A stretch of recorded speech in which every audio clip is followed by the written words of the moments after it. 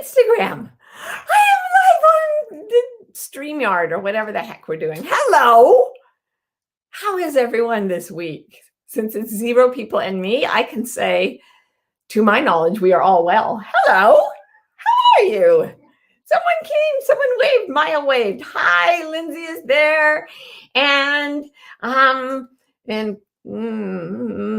Alan, Allison is there, and Angel, and Heather, Heather, and Alicia, and Judith, and Alexa. Hi, Alexa, and Alan, and all of you. Hi, how's your week been going, everybody? Hello, Ginny and Agnes and Tracy. That's so wonderful. Oh, yeah, greetings from Oregon. Everybody's well at Agnes's place. That's fantastic. Hi, Stephanie and Jessica.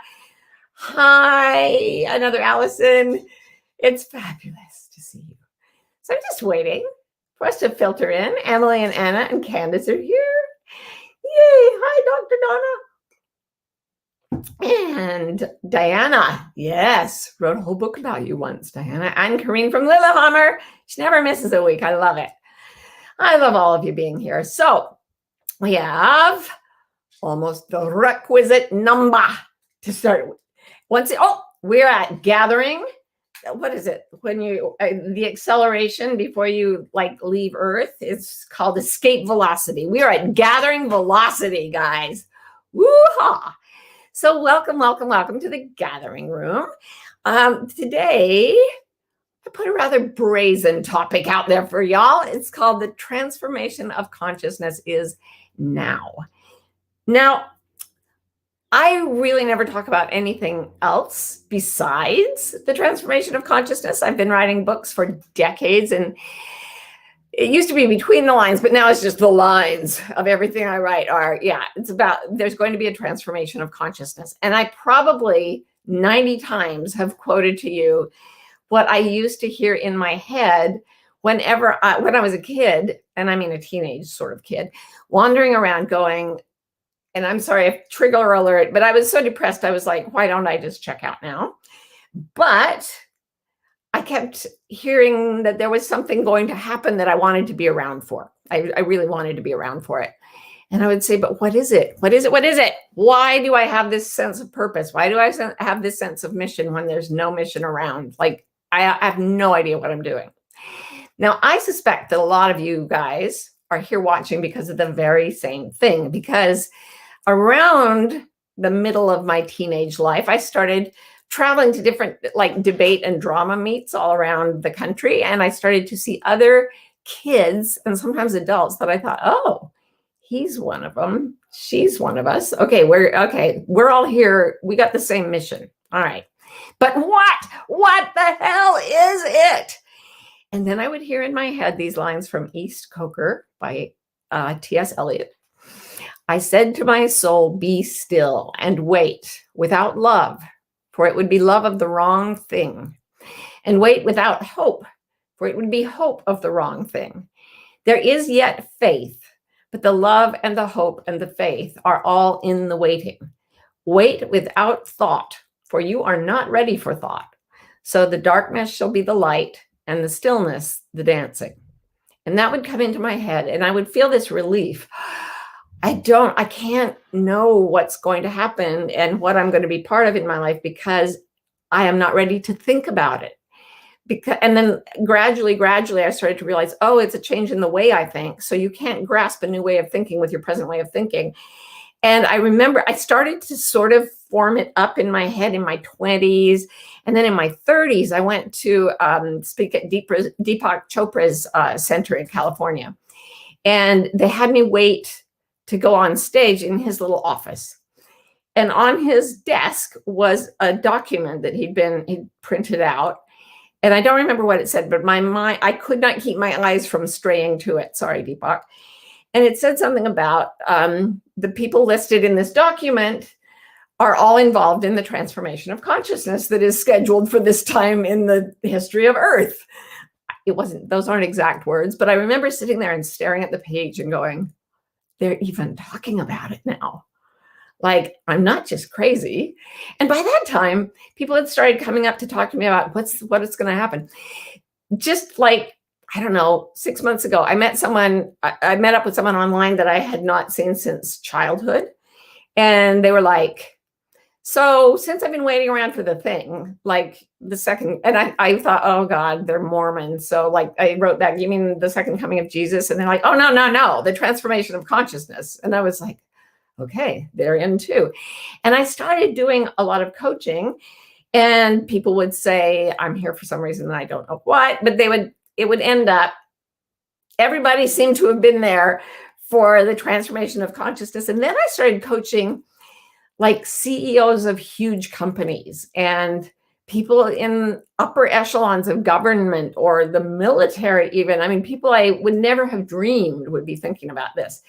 And they would be saying, okay, I got where I got so that I could do what I have to do for the thing. And I'd be like, what thing? And they'd say, I don't know. I thought you would know the thing. And I'm like, well, as a matter of fact, I kind of know, only it's wait without thought. So I said to my soul, be still. I wait without anything. Wait with just stillness. And they would say, this is very difficult because now I'm in this position at this company or in the politics or in the whatever. Or sometimes they were people who had no homes. They were people on the streets, but they were still thinking about it.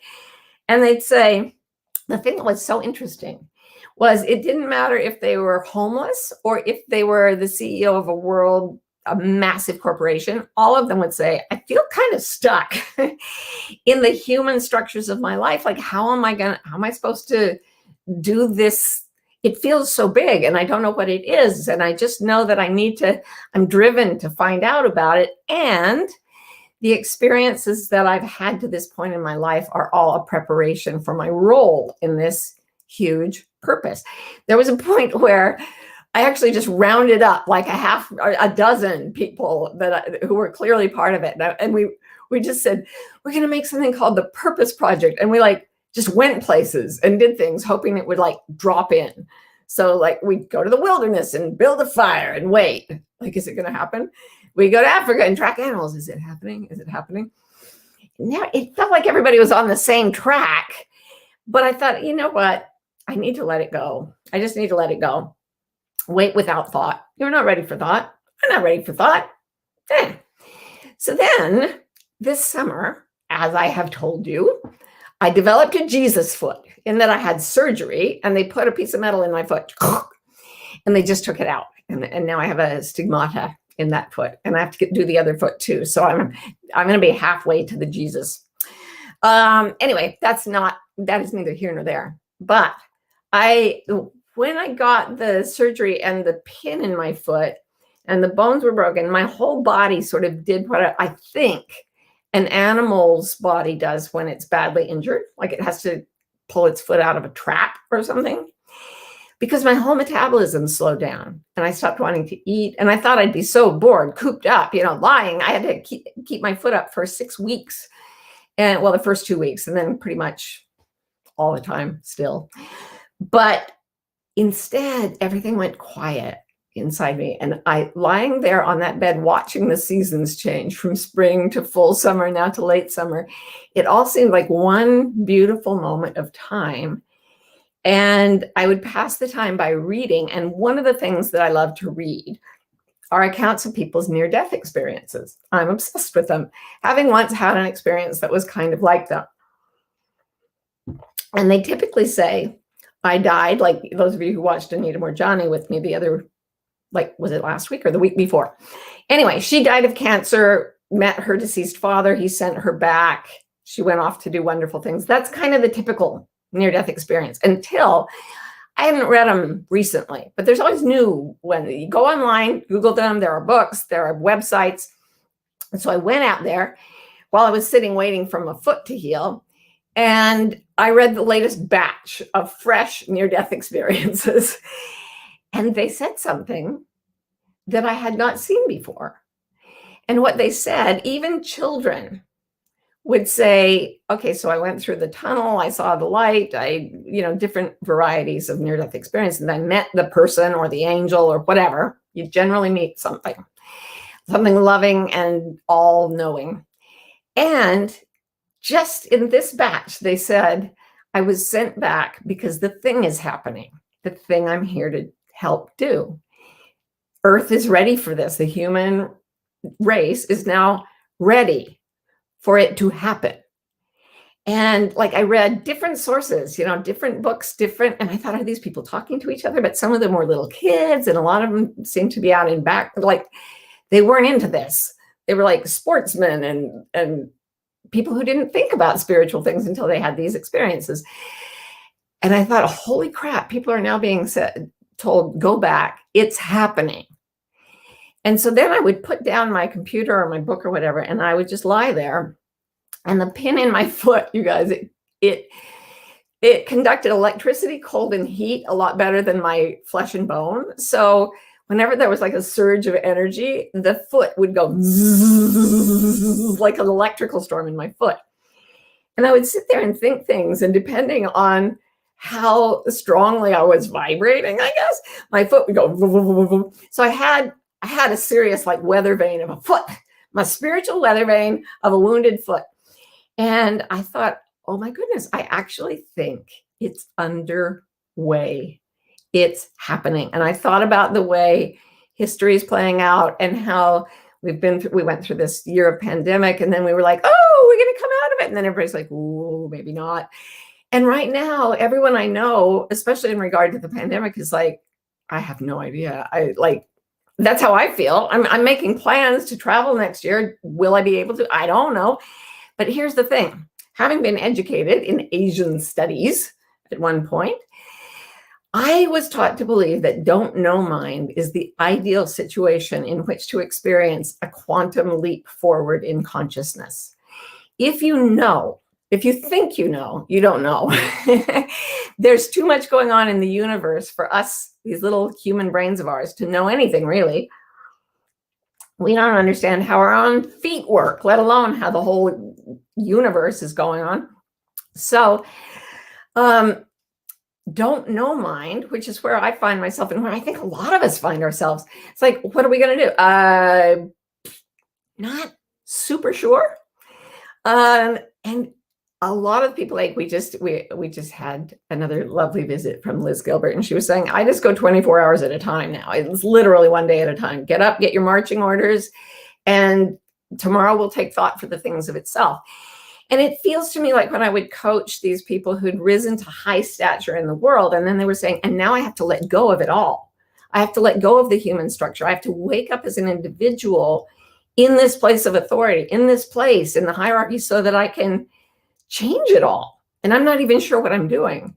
And I'd say, that's okay, because here are some things that I believe, and I don't know any of it, but it's a lot clearer than it was when I was a teenager.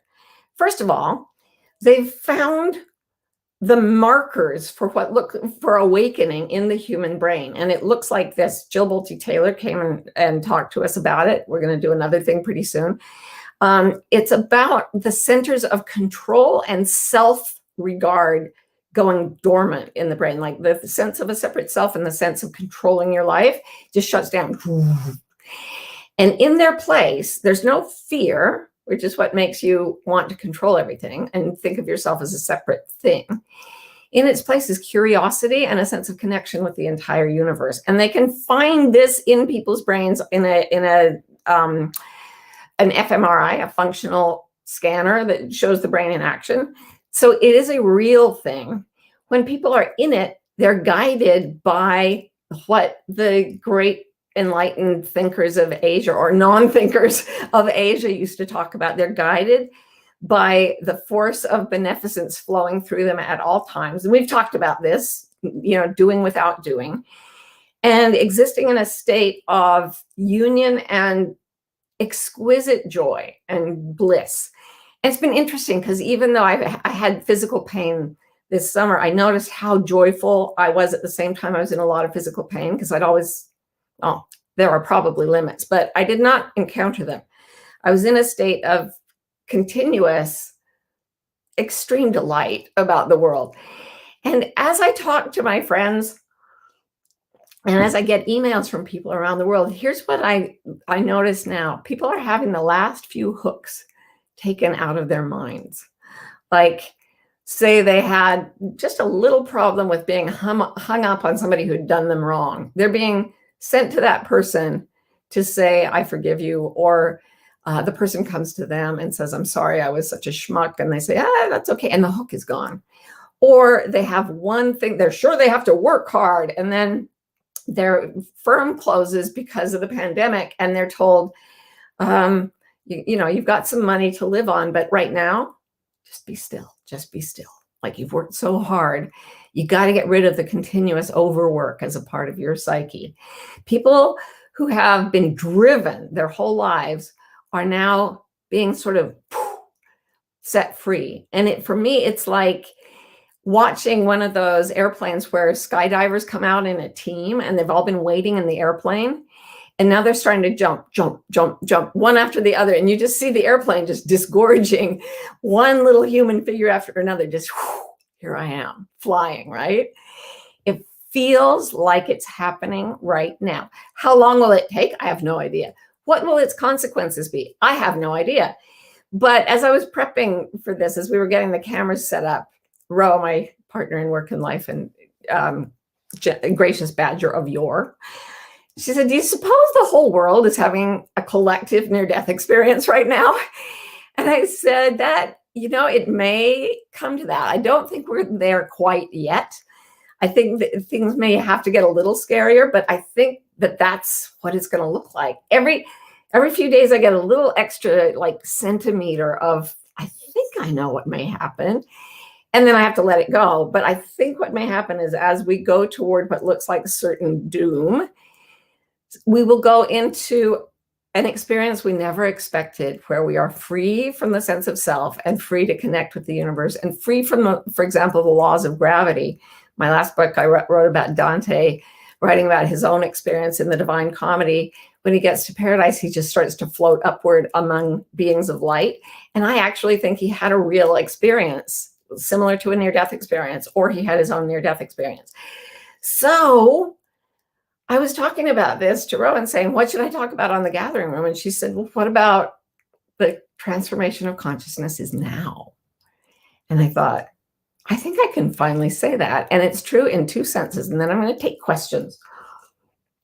It's true in two senses because I think we've reached that historical point where people are being sent back from the other side of death, not just to finish their lives, but to do this thing for life itself all over the planet. And the other reason it's now is it is by God now. It is not in 10 minutes. It is not 10 minutes ago. It is not in 10 seconds. It is not 10 seconds ago. It is now. And then that's over. So now. And if you just try that as a meditation, I love that as a meditation, just say now. And don't let your attention go either to the right or to the left, neither to the past nor to the future, just now. And when I do that, I don't know what will happen for you, but what it feels like is that I'm slowly sort of levitating and I get this intense experience of bliss and joy and connection. And I feel like liftoff, I feel like it's happening now. So with that little pin to what I think may be happening, but I don't know, I want to read some of your questions. This one's from Melanie. She says, I've been preparing for the thing all my life. And now what do we do that we've been waiting to do? Just do the next thing? All right, I'm going to tell you what I think. I wasn't going to tell you this, but Melanie asked. You know how a lot of us are highly sensitive people and we empathize deeply with any being who's in pain, and not even especially humans, but also animals and plankton, for God's sake. I feel bad for plankton. The fact that we are emotionally connected over so many species boundaries, and even I feel connected to plants. Humans have this ability to connect with and care about so many things that aren't just ourselves. If we're not too self-obsessed, we can start loving so many things. And immediately, like the Buddha leaving the castle and going out among the beggars, we see pain and it shocks and horrifies us. And we feel as if we're the ones suffering. I cannot watch a lot of things about, what's happening to the wildlife and what I've tried. I'm aware, I know it's happening, but I can't really focus on it or I freak out. unless I'm in now, and then I'm okay. But here's what I think. I think that every time a human feels a strand of strong emotion towards something, a strand of intentionality, there is an energetic conduit that is created by the human imagination between our experience and the thing we love. Even if the thing we love is something, it's just a bird that flies by the window, and we still love it. That's our capacity to love. And I believe that love, capital L, has the capacity to come through human energy and go to address the things that we have loved. So if you have grown and lived and loved, you have made of yourself a conduit for love that has also created millions and millions of moments of connection to other beings. And that if you come home to your own, your integrity, your intactness, your peace, not only does love begin to pour through you, but it pours to the rest of the world through what you have loved, through what you have imagined. And really, your job is just to be okay, to stay calm, to stay peaceful, and follow guidance about what to do to live your life. And I understand there's a very privileged position that I'm speaking from. But I've known people who have no privilege, and still they sit in the love of all beings. And they are these incredible conduits of light. So whatever else is going on in your life, I believe that that is our major function in the transformation of consciousness, to drop our illusions of being separate and being in control, to join with the universe as one quantum field of energy, and to love this apparently physical planet back to a state of health. What do you do while you're doing that? I don't know, have a sandwich. It's, watch the Olympics. It's fine. It'll all happen because you've already lived it. Okay, Stephanie says, Anita Morjani says we should focus on the internet versus the internet. Do you think we're focusing on a distorted sense of community because we don't recognize that wholeness and expansion that is within? Recognize that wholeness and expansion that is within. Yeah. I think it's all about how you attach to things, or actually don't attach to them.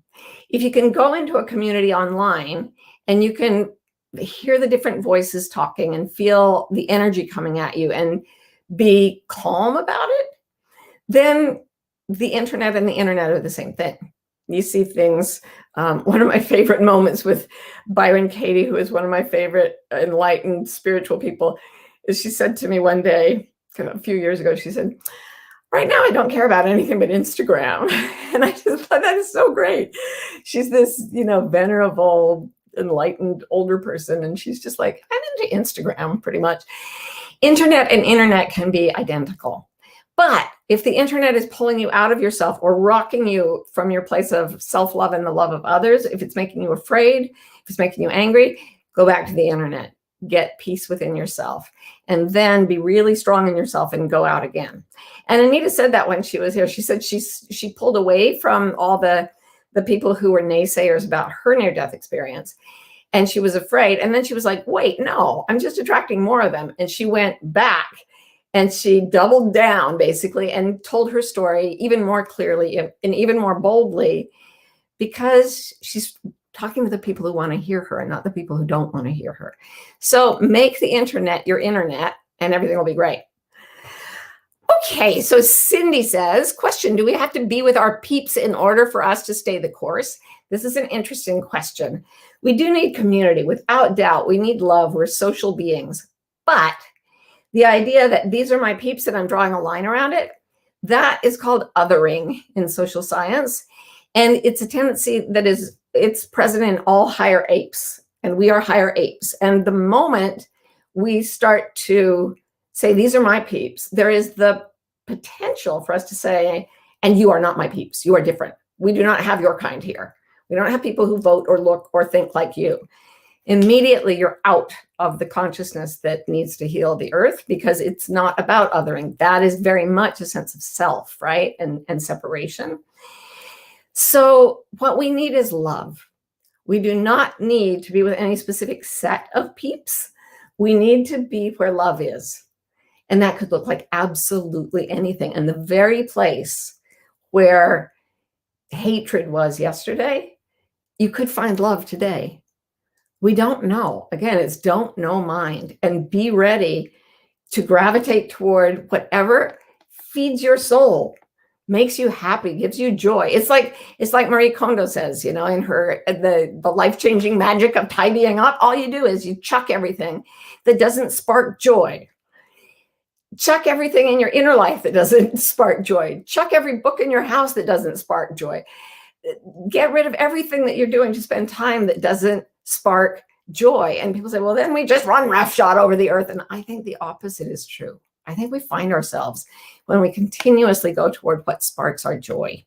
So peeps, sure, joy. Now that's what I would go in search of if I were you. Sonia says, how about lack of motivation? It's a pandemic of lost motivation for the normal stuff we run around with. Is it a sign that we're just waiting for something, a thing?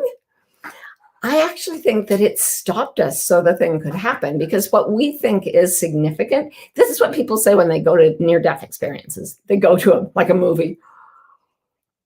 A lot of people have this life review. I don't know, some people, they hear a loud buzzing noise, then they go through a tunnel, they pop out of their bodies, whatever it is. They meet loving beings, maybe family that's dead. Nobody ever meets a family member who's still alive, but they often will meet with someone else who was killed in the same accident, but they didn't know they're dead, but that's the person they meet on the other side. And the people on the other side take them to the light, or in varying orders. These are all common elements. And then at some point, they get a life review where in 3 dimensions and all around and all at the same moment, they re-experience everything they experienced as a human being. And what's interesting is that what they thought was important it's not ever important to them then. And the being of light sits with them, and it never judges a thing, not a thing. They can be judgmental and say, oh, that was right, that was wrong. And the light always says, you think so? All right, I'll listen. I'm listening. The light doesn't disagree with them, but it never judges them either. It always just loves. And so they look back and they think, I was literally, this one guy I was an Eagle Scout. I had a near-death experience in high school, right? So I was captain of the football team. I did, I ran a food drive for the poor people. And the light is like, really, that's what's important, you think? And then he sees himself helping a cat get out of a grate because the cat is stuck in there. And all the things that he achieved in high school pale in comparison with the fact that he stopped his life to get a cat out of a grating. And, you find these moments when you were kind, when you smiled at someone. You don't know. We don't know. So when we say we're not doing anything, we're going from a very cultural perspective. And the transformation of consciousness is going to do one thing for sure, and that is it will take us outside culture.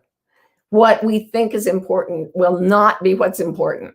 I don't know what will be important, but we'll feel it when it's there. And it's weird. I was asking Jill Bolte Taylor, how do you decide what to do? And she said, it's like getting a hook in you that pulls you by the heart to do something, and you never know what it's going to be. And when I was talking to her, she was making stained glass for some reason. And she's like, this is what I'm doing today. And it's all like for the beauty and the glory and the joy of being alive right now. That's what we're meant to do, is abide in the glory and joy of being alive. So Margot says, how do we communicate to those still grounded in suffering? Stop trying. Honestly, if it takes you out of your own joy, if you feel joyful talking to them and trying to lift them out of suffering, that's fine.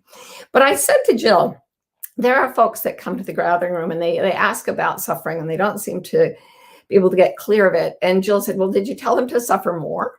And I was like, no, I've never told them that. And she said, tell them to suffer more. Tell them to turn up the volume. Because once you realize you're turning up the volume, you realize you've got some level of control in there, and it can help people find the dial that will turn it down. And she said, and then just go on being happy, which sounded good to me. I think Jill's pretty damned enlightened, frankly. So Cassia says, oh, this is just tiny. Kyla says, how do we help our loved ones who are not on the same page and don't understand what we're talking about? We just love them.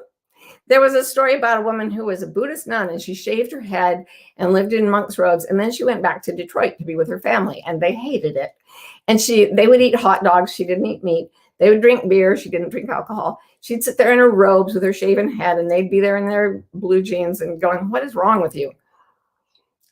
And she was super proud of herself for being enlightened.